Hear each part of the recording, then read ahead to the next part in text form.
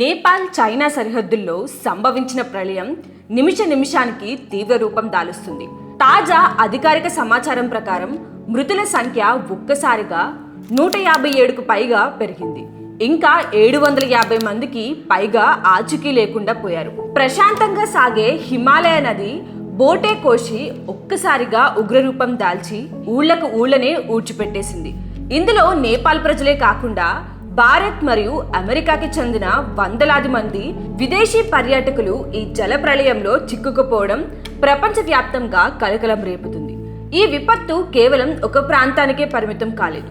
సరిహద్దు అవతల చైనాకు చెందిన టిబెట్లోని గైరోంగ్ కౌంటీలో కొండచర్యలు విరిగిపడి 3 మరణించగా 265 మంది గల్లంతయ్యారు. నేపాల్లో ప్రవాహం దాటికి రసువా, ధాడింగ్, సువాకోట్లతో పాటు చిత్వాన్, ఈస్ట్ నవల్పరాసి జిల్లాలు పూర్తిగా జలమయమయ్యాయి.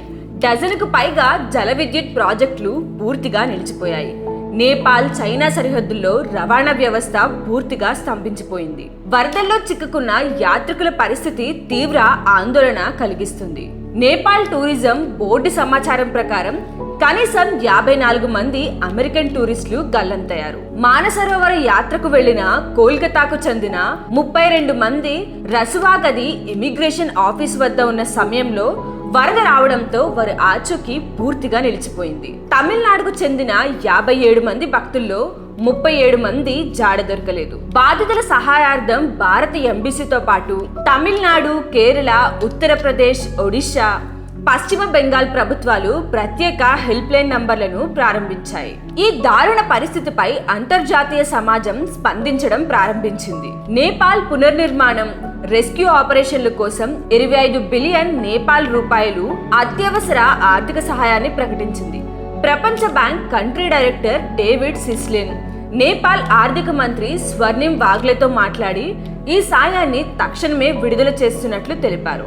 రాష్ట్రీయ స్వయం సేవక్ సంఘ్ ప్రధాన కార్యదర్శి దత్తాత్రేయ హోసబలే ఈ ప్రమాదంపై తీవ్ర సంతాపం తెలిపారు. బాధితులకు తమ వంతుగా అన్ని రకాల సహాయ సహకారాలు అందించడానికి సిద్ధంగా ఉన్నామని, ప్రతి ఒక్కరూ ఈ ఆపద సమయంలో సహాయం చేయడానికి ముందుకు రావాలని పిలుపునిచ్చారు. ప్రస్తుతం నేపాల్ సైన్యం, రెస్క్యూ బృందాలు ప్రాణాలను పణంగా పెట్టి వరదల్లో చిక్కుకున్న వారిని కాపాడేందుకు శ్రమిస్తున్నాయి.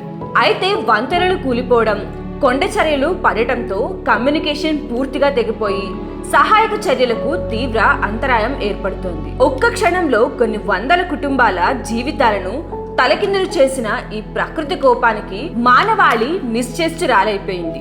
చిక్కుకున్న మన భారతీయ యాత్రికులు, విదేశీ పౌరులు, స్థానిక ప్రజలు సురక్షితంగా బయటపడాలని ఆశిద్దాం.